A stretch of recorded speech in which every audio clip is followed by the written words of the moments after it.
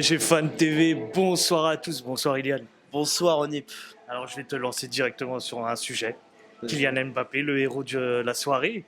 Qu'est-ce que tu en penses de ces records qu'il n'arrête pas de battre de jour en jour et de journée en journée? Bah c'est Kylian Mbappé quoi. Je peux même pas, on peut pas décrire comment c'est. On peut pas décrire comment c'est tellement le boug il est dans une autre dimension quoi.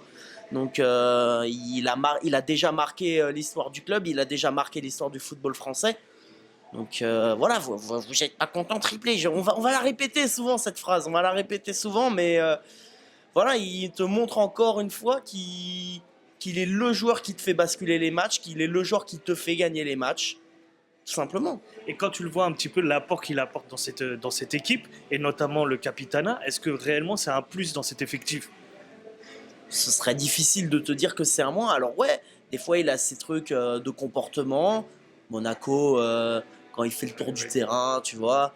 Effectivement, ça, on supportera pas, on cautionnera pas, tu vois. Mais en termes de sur le terrain, tu vois, il y a rien à dire. Sur le terrain, quand il est là et qu'il performe, basta, il y a rien à dire. Et puis même dans son attitude, quand tu vois qu'il parle avec l'arbitre, qu'il parle à ses coéquipiers, tu vois qu'il a l'attitude d'un capitaine dans ces moments-là.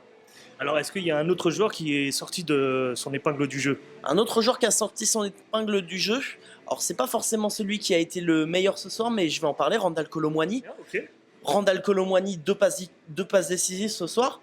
Donc je trouve que c'est quand même important à souligner. Parce qu'il y en a qui critiquent, qui lui tombent dessus, qui lui donnent des faux surnoms, des sandales Colo Pepsi ou des trucs comme ça, bref. Vous êtes vraiment des supporters parisiens, les mecs? Vous êtes vraiment des supporters du PSG? Il faut encourager nos joueurs, hein. Le mec, il vient d'arriver, tu vois. Doucement, laisse-lui le temps, tranquille. Mais est-ce que tu comprends qu'il manque de stats, notamment au niveau des buts? Il doit, comme je l'avais dit d'une certaine façon, il doit à un moment se décomplexer. Mhm. Je le dis poliment, tu vois, il doit se décomplexer, il doit jouer plus libéré et de manière plus insouciante. Et là, tu vois, j'aimais bien, tu vois, l'action du deuxième but. On voit qu'il y a une complicité avec lui et Mbappé, on a l'impression d'être au quartier, tu vois. Ok. On a l'impression d'être sur le City au quartier, on voit que les deux, ça joue avec complicité. Donc voilà, à un moment, il doit jouer avec plus de liberté, de jouer plus libéré. Et on doit l'encourager, il faut pas qu'on le descende comme ça. Gratuitement, il y a des gens, vous lui tombez dessus trop gratuitement. Je me demande si vous êtes des supporters parisiens quand je vous entends parler. Alors, dernier point que je vais évoquer, on s'est quand même fait peur à la mi-temps. Si on rappelle le score à ce moment-là, c'était une égalité parfaite de 2. Est-ce que pour toi, tu as eu des craintes à ce moment-là? Ouais, j'ai trouvé que déjà qu'à partir de la 25e et le deuxième but, on s'est arrêté de jouer. On s'est arrêté de jouer, on a commencé à jouer en levant le pied, ce qui m'a pas plu. Parce que je trouve qu'à ce moment-là, non, tu dois pas lever le pied, tu dois encore plus enfoncer ton adversaire. Il n'y a pas de pitié à avoir, tu dois enfoncer plus ton adversaire. Et faut pas leur laisser. Là, tu concèdes un but bêtement. Après une autre action où, bon, bah, du coup, les Montpelliérains galvanisés poussent et finissent par obtenir l'égalisation sur un penalty litigieux, hein, Oui, un franchement, petit on va peu. pas se mentir. On va pas se mentir, mais bon, voilà, bref.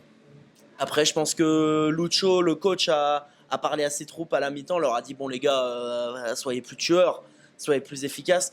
Et effectivement, on a senti un esprit de révolte. 50e, 53e, 63e.